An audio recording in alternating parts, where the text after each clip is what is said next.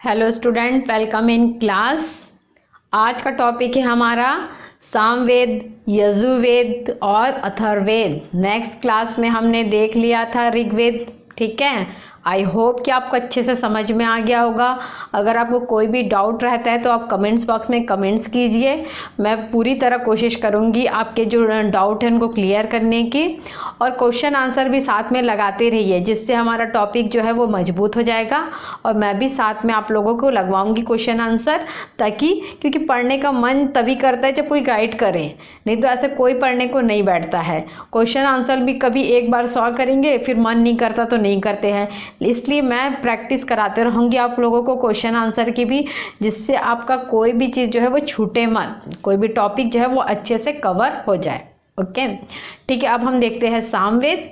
सामवेद की विशेषता क्या है? सामवेद को विशेषता जो है वो संगीत से रिलेटेड है।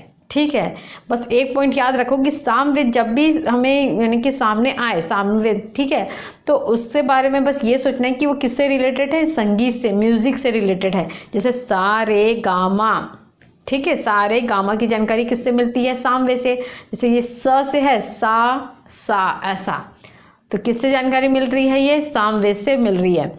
सामवेद की रचनाएं यानी मंत्र अधिकतम कौन से होते हैं? किसको होते हैं समर्पित? सूर्य देव को समर्पित होते हैं। देखो सब स से आ रहे हैं। स से सामवेद, स से संगीत, स से सारे गामा, स से सूर्य देव। ठीक। अच्छा, अब जो भी वेद जो रहते हैं उसमें कुछ ना अध्यक्षता होते हैं ऐसा, या कुछ उनका अर्थ क्या होता है, उनके उपवेद क्या होते हैं। जैसे यहाँ सामवेद का अर्थ क्या होगा? संगीत हो जाएगा। ठीक है, और इसी को यानी कि भारतीय संगीत का जनक भी कहा जाता है, लेकिन इसका मतलब यानी कि मेन यूज़ क्या होता है इसका? संगीत में ही यानी कि शुरुआत हुई थी यहाँ से। और इनके अध्यक्षता किसको कहा गया था? उद्गाता। संगीत को क्या करेंगे? गा रहे हैं तो इसको क्या बोलेंगे? उद्गाता कहलाता है। इसके प्रमुख उपनिषद है। इसमें भी क्या है? प्रमुख उपनिषद है, 3 उपनिषद है। देखो, छांदोग्य, जैमिनी, पंचविश। ठीक, छांदोग्य, जैमिनी, पंचविश। और इस अच्छा, उपनिषद का ये अलग से मैंने लिख दिया है। उपनिषद का मतलब क्या होता है? उपनिषद का मतलब होता है गुरु के पास बैठ के शिक्षा लेना। क्या बता रहा है? गुरु के पास बैठकर शिक्षा लेना होगा। ठीक है, सामवेद में जो यानी कि हमने उपनिषद तो देखे, लेकिन उपनिषद का मतलब क्या होता है ये पता ही नहीं, तो क्या मतलब है आगे बढ़ने का? हाँ, तो उपनिषद का अर्थ है गुरु के पास बैठ के शिक्षा लेना। ठीक, नेक्स्ट है हमारा यजुर्वेद। यजुर्वेद के 2 प्रधान रूप है। ठीक है, यजुर्वेद के 2 प्रधान रूप है। एक है कृष्ण यजुर्वेद, दूसरा है शुक्ल यजुर्वेद। ठीक है, शुक्ल यजुर्वेद। और इसमें कितनी शाखा है? 4 शाखा है, डांडक, मैत्रिक, कपिस्थल, तैत्तिरीय। ठीक है, ये 4, ये याद करने में थोड़ा डिफिकल्ट होगा, लेकिन बार बार प्रैक्टिस करने से ये याद हो जाएगा। जैसे यजु का यहाँ पे अर्थ क्या बताया गया? यजु का अर्थ होता है गतिशील आकाश। क्या बताया गया है? गतिशील आकाश को क्या कहा गया है? यजुर कहा गया है।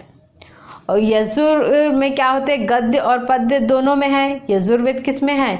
यजुर्वेद में जो लिखा गया है वो गद्य में भी है और पद्य में भी है। ठीक है, और यजुर्वेद में किस किस यज्ञ का उल्लेख है?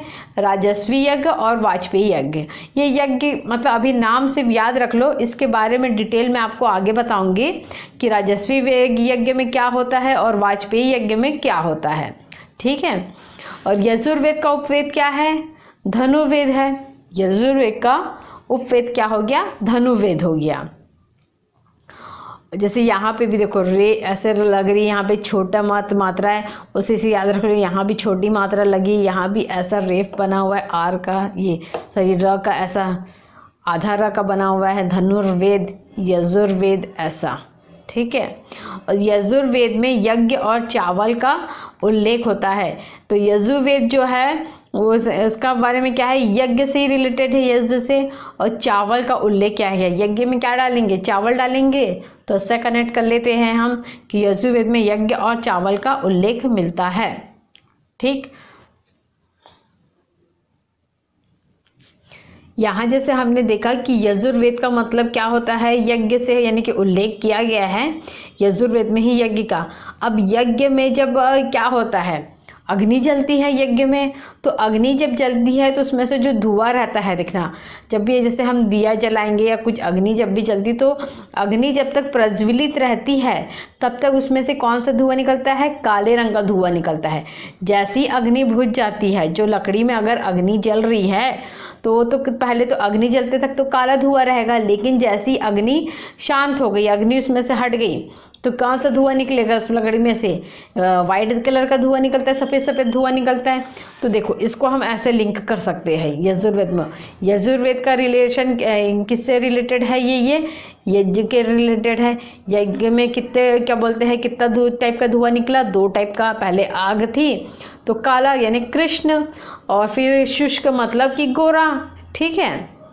शुष्क मतलब क्या हो गया, सफ़ेद वर्ण वाला, ठीक है। तो ये हम 2 इससे याद रखेंगे। ये क्वेश्चन पूछा जाता है, केबीसी में भी पूछा गया था ये क्वेश्चन कि ये जो है ना कृष्ण और शुष्क किस वेद में आते हैं, ये दोनों जो है वो किस वेद में आते हैं, यजुर्वेद में आते हैं, ठीक है। नॉलेज वाली चीज़ ज़्यादा देखना चाहिए, कुछ भी मोबाइल में कुछ भी नहीं देखते रहो, फेसबुक में घंटों लगे रहते हैं, व्हाट्सएप में घंटों लगे रहते हैं, लेकिन जो नॉलेज वाली चीज़ है वो तो देखते ही नहीं हैं हम। तो नॉलेज वाला केबीसी जैसे प्रोग्राम हमें देखना चाहिए, ठीक है। चलो आगे हम देखते हैं अथर्ववेद। तो नेक्स्ट है हमारा अथर्ववेद। इसे क्या कहा जाता है, ब्रह्मवेद भी कहा गया है, ठीक है। अभी तक जितने भी वेद देखे उनको नहीं कहा गया है ब्रह्मवेद, इसे कहा गया है ब्रह्मवेद कहा गया है। कैसे याद रखेंगे, अथर्ववेद ए से आता है, ब्रह्मवेद बी से, ए बी ऐसे याद रख लो, ठीक है।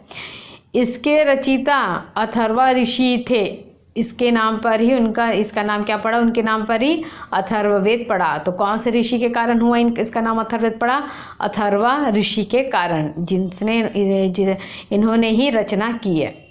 अथर्ववेद का ब्राह्मण ग्रंथ कौन सा है, गोपथ है, ठीक है। और इसमें कितने अध्याय है, 20 अध्याय है। इसमें अथर्ववेद के विषय में बताया जाता है कि अथर्ववेद में क्या क्या रहता था, वशीकरण रहता है, जादू टोना रहता है, भूत प्रेत रहता है, औषधि से संबंधित मंत्र रहते हैं। हर इसमें कुछ ना कुछ रहता है। जैसे हमने ऋग्वेद का देख लिया, सामवेद का देख लिया, यजुर्वेद का देख लिया, वैसे अथर्ववेद में क्या है, वशीकरण, जादू टोना, भूत प्रेत, ये सब किस में है, अथर्ववेद में है। अब जो है वो थोड़ा नोट्स देख लेते हैं सब वेदों के बारे में, कुछ जो पॉइंट है, 1 लाइनर ये मैंने बनाया है, ये देख लेते हैं। ये है तद यमहा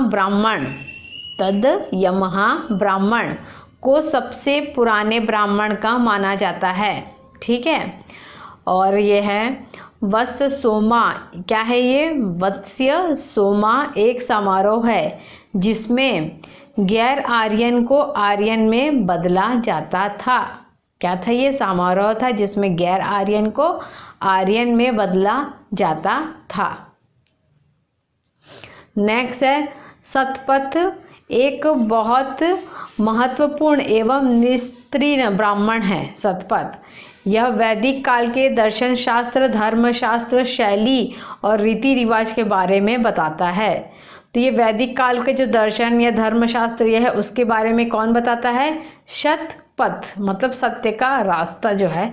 तो उसमें सत्य के रास्ते में जाएंगे तो क्या क्या दर्शन होंगे, धर्म के बारे में पता चलेगा, ऐसा याद रख लेते हैं हम। और है आगे ब्राह्मण का आखिरी भाग, ठीक है। ब्राह्मण का आखिरी भाग आरण्यक था, जिसके 2 भाग ऋग्वेद से जुड़े हैं, आयतोरस या कौशितकी। आगे है बृहदनिका और छांदोग्य सबसे पुराने उपनिषद है। ये भी क्वेश्चन पूछा जा चुका है कि बृहदनिका और छांदोग्य सबसे पुराने उपनिषद कौन से है। ऑप्शन दिया रहेगा 4, कभी ए में ये दे दिया, बी में ये दे दिया, सी में दे दिया, ए और बी, और डी दे दिया नन ऑफ दिस। तो क्या आएगा हमारा आंसर, तब सी रहेगा। बृहदनिका और छांदोग्य दोनों ही सबसे पुराने उपनिषद है। आरण्य का क्या आएगा, वन पुस्तक, और विषय वस्तु का क्या आएगा, ब्राह्मण ग्रंथ का अंतिम भाग। तब मार्ग पे जाते हैं, तब की बात है ये कि ब्राह्मण ग्रंथ का अंतिम भाग हो गया। और क्या पॉइंट है देख लेते हैं हम, वन लाइनर। पद्य में लिखित उपनिषद, पद्य में लिखित उपनिषद कौन सा है? कंठ व श्वेताक्षर। श्वेताक्षर उपनिषद को क्या कहा गया है? पद्य में लिखा गया है। और गद्य में कौन सा लिखा गया है? तो छांदोग्य और बृहदारण्यक। बृहदारण्यक जो है वो किस में लिखा गया है? गद्य में लिखा गया है। अब क्या है आगे? कठोप उपनिषद। क्या है ये? कठोप उपनिषद। इसमें क्या बताया गया है? मृत्यु के रहस्य की बातें। ठीक है, मृत्यु के रहस्य की बातें। और किस किस के बीच है ये? यम और नचिकेता। यम और नचिकेता। तो मृत्यु के रहस्य की बातें बहुत कठिन तपस्या करने पर ही मिल सकती, तो उसी से याद रखें, या कठोर तपस्या से तो कठोप। मुंडकोपनिषद। मुंडकोपनिषद ये बहुत इम्पोर्टेंट है, ये पूछा जा चुका है, बहुत बार पूछा जाता है ये। मुंडकोपनिषद जो है इसमें बताया गया है सत्यमेव जयते जो वर्ड है इसके बारे में बताया गया है। तो इसको कैसे याद रखेंगे? सत्य कहाँ से बोलते हैं? मुंडी से बोलते हैं, तो मुंडोपनिषद से सत्यमेव जयते। छांदोग्य उपनिषद। छांदोग्य उपनिषद में क्या है? श्री कृष्ण के निष्काम कर्म का उल्लेख है, क्योंकि श्री कृष्ण क्या है? छल नहीं करते थे, उससे याद रख सकते हैं हम छांदोग्य। ठीक है। फिर है श्वेताश्वर। श्वेताश्वर का क्या आएगा? भक्ति की अवधारणा। श्वेताश्वर में क्या है? भक्ति की अवधारणा। इसे कैसे याद रखेंगे? देखो, भक्ति कर रहे हैं, किसकी भक्ति कर रहे हैं? ईश्वर की भक्ति कर रहे हैं। अब ईश्वर की भक्ति जब पंडित मोस्टली कौन से कपड़े, वाइट कपड़े पहन के करते हैं, तो वो याद रख लेते हैं हम कि वाइट धोती पहने हैं पंडित जी। तो श्वेताश्वर का क्या आएगा? भक्ति की अवधारणा। और है ये वृद्धाराम मंत्र। वृद्धाराम मंत्र में कर्म और पुनर्जन्म के बारे में बताया गया है। कर्म भी करो और फिर उसके बाद पुनर्जन्म होगा, तो ये बहुत ही वृहत रहेगा, यानी बहुत बड़ा ये काम हो जाएगा। कर्म भी करो फिर उसका पुनर्जन्म भी लो, बहुत बड़ा काम हो जाएगा ये। और है नेक्स्ट फिर ज्वाला उपनिषद। ज्वाला उपनिषद में आएगा आश्रम की व्यवस्था। ठीक है, आश्रम में क्या जला रहे हैं? ज्वाला। तो ज्वाला उपनिषद में आएगा आश्रम की व्यवस्था। तो ये हमने डिटेल में देख लिया है। नेक्स्ट में देखते हैं हम कि इसके बारे में जो भी ग्रंथ है, ठीक है, जो ब्राह्मण ग्रंथ है, उपवेद है, ऋग्वेद, सामवेद, यजुर्वेद, ये सबसे जुड़े हुए, उसके बारे में हम देखते हैं। अब एक नज़र इसमें भी डाल लेते हैं, इसमें से भी कभी कभी पूछा जाता है क्वेश्चन। देखो, वेद दे दिए हैं यहाँ पर। वेद है ऋग्वेद, सामवेद, यजुर्वेद और अथर्ववेद। ठीक है, इनके क्या क्या विषय है वो हम देख लेते हैं। हमने ऑलरेडी देख चुका है, फिर भी हम एक बार रिकैप कर लेते हैं। क्या होगा ऋग्वेद का? इसमें क्या दिया गया है? देवी देवताओं की स्तुति में समर्पित वेद है ये। देवी देवताओं की स्तुति में प्रसन्नता के लिए किए गए थे ना इसे मंत्रों का उच्चारण, तो वही है ये, देवी देवताओं को समर्पित है। सामवेद किसको समर्पित है? संगीत को। यजुर्वेद यज्ञ और कर्मकांड को। और अथर्ववेद औषधि से रिलेटेड था ना अथर्ववेद, तो ये किससे रिलेटेड, ये किसको विषय के समर्पित है? ये चिकित्सा, जादू टोना और तंत्र मंत्र। ठीक, ये हो गया इनका विषय। नेक्स्ट है इसी का पुरोहित। इसके पुरोहित कौन कौन होते? देखो, ऋग्वेद का होत्री या होता, ऋषि होता या होत्री, ऐसा ऋग्वेद से ऋषि होता या होत्री। सामवेद का हमने देखा था उद्गाता, संगीत से संबंधित है तो गाता, संगीत गाते हैं, ऐसा। यजुर्वेद का य से यजु, य से यद्रवयु, यद्रव्यो, यह होगा य, और यहाँ पे भी य, ऐसे लिंक करो। अथर्ववेद का ब्रह्मा, इसको ब्रह्मवेद भी कहा जाता है, इसलिए अथर्ववेद का क्या आएगा? ब्रह्मा। अब इनका ब्राह्मण ग्रंथ देखते हैं। ब्राह्मण ग्रंथ क्या होगा? हमने दो देख लिया, विषय और पुरोहित देख लिया। अब ब्राह्मण ग्रंथ है। ब्राह्मण ग्रंथ थोड़ा ज़्यादा है, देखो इसको याद करने की कोशिश करना है। ऐत्रेय और कौशिकी, ऐत्रेय और कौशिकी। और क्या है इसका नेक्स्ट क्या है? सामवेद का देखो, पंचवेद, षटवेद, जैमिनी, संविधान और तांडव। पंचविध, षटविध। अच्छा, जैसे सा रे गा मा ऐसा रहता है ना, यानी कि उसमें सुर आते हैं, 7 सुर। 7 क्या एक संख्या आ रही है 7, तो 7 से हम पहले क्या आता है षट यानी 6, उसके पहले आएगा पंच यानी 5, ऐसा याद रख लो। पंचविध, षष्टविध और जैमिनी, संविधान और तांडव किस में आ रहा है, सामवेद में आ रहा है। और इसका यजुर्वेद का बताया था मैंने, कृष्ण और शुष्क। ठीक है, कृष्ण में क्या आएगा तैत्रेय, और शुक्ल में क्या आएगा, ये शुक्ल होगा, ये शुक्ल में आएगा शतपथ। ठीक है, शुक्ल में क्या आएगा शतपथ। अथर्ववेद का गोपथ है, क्योंकि जादू टोना जो होता है वो थोड़ा गोपनीय तरीके से तो होता है ना, इसलिए इसको क्या बोल दिया है, गोपथ, ब्राह्मण ग्रंथ। नेक्स्ट इसका उपवेद देख लेते हैं। ऋग्वेद का उपवेद क्या है, आयुर्वेद। अब ऋग्वेद किससे जुड़ा है, ऋषि मुनियों देवी देवताओं से, तो वो क्या करते हैं आयुर्वेद यूज़ करते हैं, ऐसा याद रखते हैं। आयुर्वेद उस समय चलता था ऋषि मुनियों के ज़माने में। सामवेद में क्या है, गंधर्व वेद। गंधर्व विवाह सुना होगा, गंधर्व विवाह यानी संगीत सुनते सुनते ही गंधर्व विवाह कर लिया, ऐसा याद रखते हैं हम। चलो धनुर्वेद, अब जैसे यजुर्वेद से जुड़ा है यज्ञ कर्मकांड, कोई धनुधारी है, ठीक है, कोई धनुधारी है, तो उसको हम कैसे क्या करेंगे कि और अच्छे से निपुण हो सके, उसके लिए यज्ञ कर रहे हैं, ऐसा याद रखते हैं। ठीक है, कि धनुधारी है, उसको और अच्छे से निपुण करने के लिए हम यज्ञ करते हैं। शिल्पवेद किससे जुड़ा है, अथर्ववेद से जुड़ा हुआ है। ठीक, शिल्पवेद, इनका समय ये एक बार देख सकते हैं, 1500 से 1000 और 1000 से 800, 800 से 700, 700 से 600। सबसे नया है अथर्ववेद। ठीक है, तो वेद के बारे में हमने डिटेल देख लिया है। अब हमारा एक छोटा सा टॉपिक है उपनिषद पुराण, इसको भी हम कवर कर लेते हैं। तो उपनिषद को ही क्या कहा है, वेदांत कहा गया है। ठीक है, उपनिषद को क्या गया है, वेदों का अंत किससे हुआ है, उपनिषद को वेदों का अंत यानी वेदांत भी कहा गया है। उप यानी समीप, निषेध यानी बैठना, यानी किसके समीप बैठना, मैंने बताया था गुरु के समीप बैठने को ही क्या कहा गया है, उपनिषद का अर्थ कहा गया है। इसमें क्या है, 108 दर्शन पर आधारित है उपनिषद। तर्क रहस्य व दर्शन का प्रथम ग्रंथ है। तर्क रहस्य व दर्शन का प्रथम ग्रंथ है उपनिषद। विषय वस्तु क्या है, इसमें आत्मा है। सार क्या है, गीता है, गीता सार है। ठीक है, और कैसे गद्य और पद्य दोनों में लिखा गया है उपनिषद को।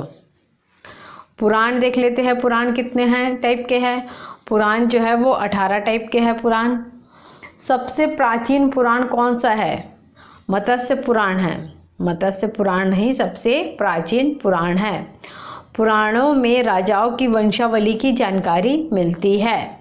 ठीक है, इसको याद कैसे रखते हैं, ये देखो मत्स्य पुराण है, मार्कंड पुराण है, तो म से 2 पुराण हो गए, मत्स्य और मार्कंड। और मत्स्य पुराण में 7 वाहन काल के बारे में बताया गया है। 7 वाहन काल के शासकों के बारे में किसमें बताया गया है, मत्स्य पुराण में बताया गया है। ऐसा याद रखो, एक 7 वाहन वाले एक गाड़ी है, उसमें एक बहुत बड़ी मछली लेके आ रहे हैं। ठीक है, 7 वाहन काल में यानी 7 वाहन, 7 चक्कों वाला एक वाहन है जिसमें एक बहुत बड़ी वेल मछली लेके आ रहे हैं। तो इससे याद रहेगा मत्स्य पुराण में कौन से काल के बारे में बताया गया है, 7 वाहन काल के बारे में। अब भ से देख लेते हैं, भ से आएगा भविष्य पुराण और भागवत पुराण। ब से है ब्रह्म पुराण, ब्राह्मण पुराण और ब्रह्म वैवर्त पुराण। 3 पुराण हो गए ब से। व से आएगा विष्णु पुराण, वायु पुराण, वराह पुराण और वामन पुराण। ठीक है, विष्णु, वायु, वराह और वामन। तो विष्णु पुराण में किसका जिक्र मिलता है हमें, मौर्य वंश का। किसका मिलता है, मौर्य वंश का। और वायु पुराण में गुप्त वंश का। तो वायु पुराण को कैसे याद रखते हैं, वायु चलती तो है लेकिन एकदम गुप्त तरीके से, किसी को दिखाई नहीं देती है। ठीक है, तो वायु पुराण में किसका बारे में जिक्र है, गुप्त वंश का। और विष्णु पुराण में क्या है, मौर्य, मौर्य यानी शौर्य, शौर्य का प्रतीक कौन हो गए, विष्णु भगवान। इसमें क्या है, 10 अवतार के बारे में दिया गया है विष्णु जी के। ठीक है, जो शौर्य किए हैं, राम कृष्ण किए हैं। वराह पुराण है, वामन पुराण है, इसमें भी उनके बारे में दिया, उनके वराह अवतार के बारे में, वामन अवतार के बारे में दिया गया है। और देख देते हैं, जैसे अ से अग्नि पुराण, ना से नारद पुराण, प से पद्म पुराण, ली से लिंग पुराण, ग से गरुड़ पुराण, कु से कुंभ पुराण, स्क से स्कंद पुराण। ये देखो इतने सारे पुराण हैं। इसमें मंडो पुराण है जिसमें जीव की दशा का वर्णन किया गया है, किसमें? गरुड़ पुराण में। ठीक है। शीत पुराण में जो है वो शीत के अवतारों का वर्णन है। किसके अवतारों का वर्णन है? शीत के अवतारों का। अन्य पुराण कौन कौन से? अग्नि पुराण, देवी पुराण, वायु पुराण, भागवत पुराण। पुराणों में वायु पुराण और मत्स्य पुराणों में मगध काल की भी जानकारी प्राप्त होती है। ये हमने देख लिया। इसमें सातवाहन के साथ साथ किसकी जानकारी मिल रही है? मगध काल की भी जानकारी मिल रही है। तो हमारा उपनिषद, पुराण, वेद ये सब यहाँ पे कंप्लीट होते हैं। इसके हम क्वेश्चन आंसर लगाएंगे और नेक्स्ट वीडियो में हम स्टार्ट करेंगे अपना उत्तर वैदिक काल। ये हमारा पूर्व वैदिक काल था, अब हम उत्तर वैदिक काल देखेंगे। ठीक है, तब तक आप लोग पढ़ते रहिए और अपना अभ्यास जारी रखिए, क्वेश्चन आंसर लगाते रहिए। और मेरा वीडियो पसंद आता है तो प्लीज़ सब्सक्राइब कीजिए, लाइक कीजिए, बेल आइकन को क्लिक कीजिए। Okay, thank you student.